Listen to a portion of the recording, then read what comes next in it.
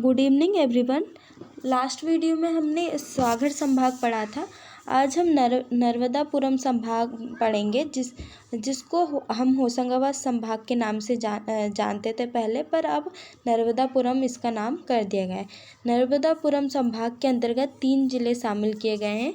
सबसे पहला होशंगाबाद है। हम सीमा देख लेते हैं कि कहाँ से मिलती है। होशंगाबाद जिला शामिल है, बैतूल जिला शामिल है सेकंड, और थर्ड है हरदा जिला। और जो अगर इसके हम होशंगाबाद संभाग की देखें तो ये भू आकृति प्रदेश की स्थिति में कहाँ पर अवस्थित है, ये नर्मदा सोन घाटी के अंतर्गत शामिल किया गया है।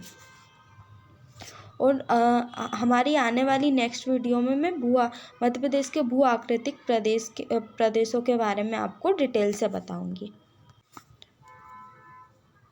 सबसे पहले हम नर्मदापुरम संभाग के अंतर्गत होशंगाबाद जिला देखते हैं। तहसील कितनी है? 8 है। एक होशंगाबाद है, दूसरी इटारसी है, तीसरी पिपरिया है, चौथी है सिवनी मालवा है, और 5वीं है बाबई। मैं जितना भी आपको यहाँ पे लिखवा रही हूँ आप उसको नोट कर लीजिए। जब पेपर का समय आएगा आप इसको सिर्फ एक ही बार रीड करोगे ना तो आपके ये दिमाग में रहेगी कि हमने ये पढ़ा था। सिवनी मालवा है, और बाबई है, और सोहागपुर है, और बनखेड़ी। ये कितनी 8 तहसील शामिल की गई है होशंगाबाद जिले के अंतर्गत। विकासखंड कितने हैं? 7 हैं, जो सामान्य हैं। होशंगाबाद जिला है वो नर्मदा नदी के तट पर स्थित है, और जो नर्मदा नदी का उद्गम स्थल है वो कहाँ पे है? अनूपपुर जिले के अमरकंटक स्थान से। वहीं से नर्मदा नदी का भी उद्गम हुआ है, सोन नदी का उद्गम भी हुआ है, और जोहिला नदी का भी उद्गम कहाँ से हुआ? अनूपपुर अमरकंटक से हुआ है, जिसको हम पवित्र स्थान भी कहते हैं। समुद्र नर्मदा नदी के तट पर स्थित है, और जिसे होशंगशाह गोरी द्वारा बसाया गया था होशंगाबाद नगर को। और जो होशंगाबाद नाम है वो भी होशंगशाह के नाम पे ही रखा गया था। मध्य प्रदेश का सबसे बड़ा कृषि फॉर्म कहाँ पर है? बाबई में है। बाबई क्या है? होशंगाबाद की एक तहसील मात्र है बाबई। बाबई में ही माखनलाल चतुर्वेदी की जन्मस्थली भी कहाँ पर है? बाबई जिले में स्थित। मध्य प्रदेश का पहला जैव रिजर्व मंडल किसको घोषित किया गया है? पचमढ़ी को। जो कब किया गया था? 1999 में किया गया था। मध्य प्रदेश का एकमात्र हिल स्टेशन भी कहाँ पर है? पचमढ़ी में। और जो पचमढ़ी है उसको सतपुड़ा की रानी कहा जाता है। जो पचमढ़ी बायोस्फीयर की सूची में भी उसको शामिल किया गया, और जैव मंडल आरक्षित क्षेत्र भी घोषित किया गया था। कब किया गया था? 30 मार्च 1999 में। आप लिख लीजिए 30 मार्च 1999 में। इसका क्षेत्रफल 4981 वर्ग किलोमीटर है। मैंने यहाँ पे लिखा नहीं है, आप इसको लिख लीजिए। 4981 वर्ग किलोमीटर इसका क्षेत्रफल है। ये इसके अंतर्गत पचमढ़ी जो बायोस्फीयर रिजर्व है इसके अंतर्गत बैतूल जिला भी शामिल है। बैतूल है एक, दूसरा है होशंगाबाद, और तीसरा है छिंदवाड़ा। 3 जिले शामिल किए गए। यहाँ पे मुख्य रूप से कौन से जीव पाए जाते हैं? यहाँ पे बड़ी गिलहरी पाई जाती है पचमढ़ी जैव मंडल आरक्षित क्षेत्र में। बड़ी गिलहरी और उड़ने वाली गिलहरी भी दोनों यहाँ पे कहाँ पाई जाती है? पचमढ़ी जैव मंडल आरक्षित क्षेत्र में, जिसको बायोस्फीयर रिजर्व भी घोषित किया गया है।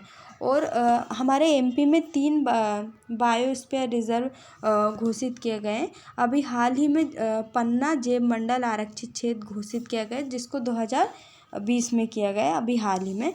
और सेकंड है अमरकंटक, जो कहाँ पर है? अमरकंटक, जिसको कब किया था? 2012 में इसको जो बायोस्फीयर की सूची में शामिल किया गया था। आप इसको नोट कर लीजिए। जो आदमगढ़ की गुफा है वो कहाँ? वो पुरातात्विक स्थल है, जो कहाँ पे? होशंगाबाद जिले के अंतर्गत शामिल किया गया है। मध्य प्रदेश का सबसे बड़ा रेलवे जंक्शन। मध्य प्रदेश का सबसे बड़ा रेलवे जंक्शन कहाँ है? इटारसी में है। मध्य प्रदेश की सबसे ऊंची चोटी कहाँ पे है? धूपगढ़, जो कहाँ? पचमढ़ी में है। पचमढ़ी किसके अंतर्गत है? होशंगाबाद जिले के अंतर्गत शामिल है। धूपगढ़ की लंबाई कितनी ऊंची है? 1350 मीटर ऊंची क्या है? धूपगढ़ चोटी। इसी जिले में कहाँ पर है? पचमढ़ी में। प्रदेश में सर्वाधिक वर्षा कहाँ पे होती है? पचमढ़ी में होती है 199 सेंटीमीटर। और सबसे कम वर्षा कहाँ पे होती है? भिंड में। अगर आप ऐसे सबसे कम कहाँ पे होती है, सबसे ज़्यादा कहाँ पे होती है, सबसे बड़ा कौन सा है, सबसे छोटा कौन सा है, अगर आप ऐसे करके याद रखेंगे ना तो आपको ज़्यादा फैक्चुअल चीज़ें याद रहेंगी और ज़्यादा समय तक याद रहेंगी। अब हम वो होशंगाबाद ज़िले के अंतर्गत और भी फैक्चुअल चीज़ें देख लेते हैं, जो मैं आपको बस बोल रही हूँ, आपको यहाँ खुद लिखना पड़ेगा। नर्मदा जयंती, यहीं जो होशंगाबाद ज़िले में नर्मदा जयंती यहाँ का प्रमुख त्यौहार है। प्रदेश का एकमात्र जड़ी बूटी, जहाँ पे क्या जड़ी बूटी बनाई जाती है, जड़ी बूटी बैंक कहाँ पर है? पचमढ़ी में। पचमढ़ी किसके अंतर्गत शामिल है? होशंगाबाद ज़िले के अंतर्गत शामिल किया गया था। और वित्त मंत्रालय का सिक्योरिटी पेपर मिल, जो सिक्योरिटी जहाँ पे पेपर बनाए जाते हैं वो कहाँ पर है? होशंगाबाद ज़िले में है। अब पर्यटक, होशंगाबाद ज़िले के अंतर्गत पर्यटक देख लेते हैं। पचमढ़ी सतपुड़ा राष्ट्रीय उद्यान कहाँ पर है? कहाँ पे? होशंगाबाद में। जो कितने वर्ग सेंटीमीटर पर स्थित है? 526 वर्ग किलोमीटर पर यह स्थित है। इसकी स्थापना कब हुई थी? इसकी स्थापना हुई थी 1983 में। सतपुड़ा राष्ट्रीय उद्यान की स्थापना कब हुई थी? 1983 में हुई थी स्थापना। और उसे प्रोजेक्ट टाइगर में कब शामिल किया गया था? 1999 में। जो सबसे पहले प्रोजेक्ट टाइगर में शामिल किया था उसका नाम है कान्हा किसली, और इसको कब शामिल किया गया था? 1974 में, है ना। 1974 में इसको शामिल किया गया था। आप अगर ऐसे फर्स्ट, क्योंकि कभी कभी एग्ज़ाम में सबसे फर्स्ट पूछ लेते हैं। 1999 में सतपुड़ा राष्ट्रीय उद्यान को शामिल किया गया था। इसकी स्थापना 1983 को हुई थी। जो सतपुड़ा राष्ट्रीय उद्यान है यहीं पे क्या है? धूपगढ़ की चोटी भी अवस्थित है। पूरे मध्य प्रदेश में एकमात्र टाइगर रिजर्व है जहाँ पर प्राकृतिक रूप से क्या है? घूमने की आज़ादी, प्राकृतिक रूप से चलने की आज़ादी कहाँ पर है? सतपुड़ा राष्ट्रीय उद्यान में, जो कि होशंगाबाद में। और जो डीएनए, जो टाइगरों का डीएनए करवाने वाला प्रथम राष्ट्रीय उद्यान कौन सा है? सतपुड़ा राष्ट्रीय उद्यान। होशंगाबाद में ही पांडव गुफाएं स्थित है। और पचमढ़ी में 3 जलप्रपात भी जटाशंकर की गुफाएं भी कहाँ पर है? पचमढ़ी, होशंगाबाद में है। पचमढ़ी को 1999 में प्रदेश का पहला और देश का 10वां जो मैंने बायोस्फीयर बताया था वो प्रदेश का कौन सा था? 10वां था। प्रदेश का तो फर्स्ट था, पर जो देश का था वो क्या? 10वां था। मैं आपको पहले नहीं बता पाई। और जो पचमढ़ी का पुराना नाम क्या है? वत्स कोट भी कहते हैं, हर वत्स कोट इसका पुराना नाम है। कभी कभी एग्ज़ाम में ये भी पूछ लेते हैं। नेक्स्ट हम बैतूल ज़िला पढ़ेंगे। बैतूल ज़िले के अंतर्गत 8 तहसील शामिल है। अमला है, भैंसदेही है, आठनेर है, आठनेर सबसे फर्स्ट है। अमला, भैंसदेही दूसरा है, आठनेर, शाहपुर, घोड़ा डोंगरी आपने बहुत ये नाम सुना होगा। घोड़ा डोंगरी, चिचोली, भीमपुर, प्रभातपड़न। ये 8 तहसील किसके अंतर्गत शामिल है? बैतूल ज़िले के अंतर्गत। विकासखंड कितने हैं? 10 है, जो कि सामान्य है। बैतूल ज़िले के अंतर्गत मुक्तिगिरी जैन तीर्थ है। मुक्तिगिरी क्या है? जैनों की जैसे कोई भी धर्म होता है वैसे ही जैन धर्म है, तो स्थल है। यहाँ जैन धर्म के 56 मंदिर बने हुए हैं। कितने? 56 मंदिर बने हैं। देश का पहला सैनिटरी पैड बैंक कहाँ पर है? पेड बैंक जो बैतूल ज़िले में खोला जाएगा। जो प्रदेश का पहला सैनिटरी पैड बैंक कहाँ पे होगा? बैतूल में खोला जाएगा। सारणी ताप विद्युत केंद्र कहाँ पर है? बैतूल में है। जो सारणी ताप विद्युत केंद्र है उसकी स्थापना कब हुई थी? मैंने लिखा नहीं है, आप लिख लेना। 1967 में किसकी स्थापना हुई थी? सारणी ताप विद्युत केंद्र की, जो कहाँ पर है? सारणी, बैतूल में अवस्थित है। जो कितनी बिजली का उत्पादन करता है? बिजली की क्षमता है जिसकी 1330 मेगावाट। कितनी? 1330 मेगावाट की क्षमता है। और ये किस किस के बीच है? मध्य प्रदेश और राजस्थान की संयुक्त परियोजना है। जो सारणी ताप विद्युत केंद्र है मध्य प्रदेश और राजस्थान की संयुक्त परियोजना है, जो कि संयुक्त राज्य अमेरिका के वित्तीय सहयोग से बनी है। जो किसके सहयोग से बनी है? संयुक्त राज्य अमेरिका के वित्तीय सहयोग से बनी है। यहाँ पे क्या कोयला कहाँ पे?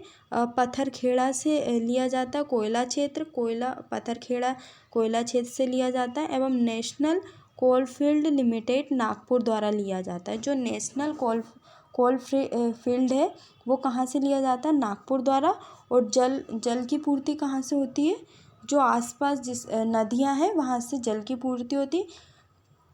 जो भी ताप विद्युत केंद्र हम बिजली उत्पादन करते हैं उसके लिए हमें कोयला और जल की आवश्यकता होती है, जो कि हम आसपास अगर जैसे कोयला क्षेत्र जो भी है बैतूल के अंतर्गत कोयला क्षेत्र कहाँ पे? पत्थरखेड़ा में। और जल पूर्ति के लिए वहाँ की नदियों द्वारा जल लिया जाता है।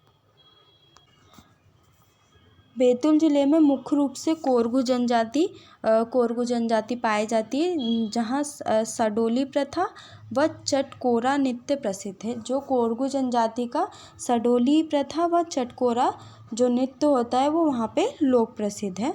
और जो ग्रेफाइट का उत्पादन करने वाला प्रथम जिला कौन सा है? बैतूल जिला है।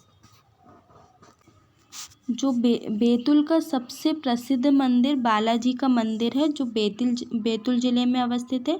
मलाजपुर में गुरु साहब का मेला लगता है। बालाजी का मंदिर जो कि बैतूल जिले में बहुत प्रसिद्ध मंदिर है। और मलाजपुर में गुरु साहब का मेला कहाँ पे लगता है? मलाजखंड, बैतूल। काली भीत अभ्यारण्य भी कहाँ पे है? बैतूल जिले में है। बैतूल जिले के से ही ताप्ती नदी का उद्गम होता है। बैतूल जिले के मुल्ताई तहसील से। कहाँ से? बैतूल जिले के मुल्ताई नामक स्थान से। जिसकी लंबाई कितनी है? 724 उसकी लंबाई है ताप्ती नदी की। और इसका मिलन कहाँ पे होता है? मध्य प्रदेश में बहती है, ये महाराष्ट्र में बहती है, गुजरात में, और गुजरात में जाकर सूरत के निकट खंबात की खाड़ी में मिल जाती है। कौन सी नदी? ताप्ती नदी, जो कहाँ से निकलती है? बैतूल के मुल्ताई नामक तहसील से, बैतूल के मुल्ताई नामक स्थान से निकलती। नेक्स्ट हम हरदा जिला पढ़ेंगे। हरदा जिले में कितनी? 6 तहसीलें। हांडिया, टिमरनी, खिरकिया, हरदा और रहट गांव और सिराली। ये 6 तहसील किसके अंतर्गत है? हरदा जिले के अंतर्गत। विकासखंड कितने हैं? 3 हैं। हांडिया ऐतिहासिक स्थल है। जो हांडिया तहसील है वो हरदा जिले के अंतर्गत शामिल है, और वो ऐतिहासिक स्थल है तथा ब्रिटिश काल में प्रशासनिक क्षेत्र भी रहा था। कान्हा बाबा का मेला कहाँ पे लगता है? सोडलपुर में। सोडलपुर कहाँ पे है? हरदा में। सोडलपुर कहाँ है? हरदा में लगता है, जहाँ पे कान्हा बाबा का मेला लगता है। प्रसिद्ध संत कालू बाबा की समाधि भी कहाँ पर है? हरदा जिले में है। मकड़ई का किला कहाँ पर है? जिसको राजा भाई का किला भी कहते हैं। जो किसके द्वारा बनवाया गया था? राजा मकरंद के द्वारा बनवाया गया था। क्यों बनवाया गया था? ये पिंडारियों का दमन करने के लिए इसका निर्माण किया गया था। हरदा जिले के अंतर्गत हम इतनी ही चीज़ें पढ़ेंगे। नेक्स्ट वीडियो में हम मध्य प्रदेश के भू आकृतिक प्रदेशों के बारे में पढ़ेंगे। मैं आपको थोड़ा बहुत भू आकृतिक प्रदेशों के बारे में बता देती हूँ। जो मध्य प्रदेश के भू आकृतिक प्रदेश है उसको जो जियोग्राफिक मैप है, मैप ऑफ इंडिया में कितने प्रदेश बताए गए हैं? 3 प्रदेश बताए गए हैं। मैं उसके आपको आज नाम बता देती हूँ, बाकी कल आपको मैं डिटेल में पढ़ाऊँगी उसको। सबसे फर्स्ट है मध्य उच्च प्रदेश है। पहला मध्य उच्च प्रदेश जिसके अंदर 5 शामिल किए गए हैं, जिसके अंदर मध्य भारत का पठार शामिल है, बुंदेलखंड का पठार शामिल है, रीवा पन्ना का पठार शामिल है और मालवा का पठार और नर्मदा सोन घाटी। अभी हमने जो होशंगाबाद संभाग पढ़ा वो किसके अंतर्गत शामिल किया गया था? नर्मदा सोन घाटी के अंतर्गत शामिल किया गया था। और सेकंड है सतपुड़ा मैकाल श्रेणी, जिसको हम 3 भागों में बांट के देख सकते हैं, जैसे पश्चिम सतपुड़ा श्रेणी, पूर्वी सतपुड़ा श्रेणी और मैकाल श्रेणी, ये 3 भागों में। और तीसरे के अंदर जिसको पूर्वी पठार भी कहते हैं और बघेलखंड का पठारी भाग भी कहा जाता है। अब मैं आपको ये नेक्स्ट वीडियो में पढ़ाऊँगी।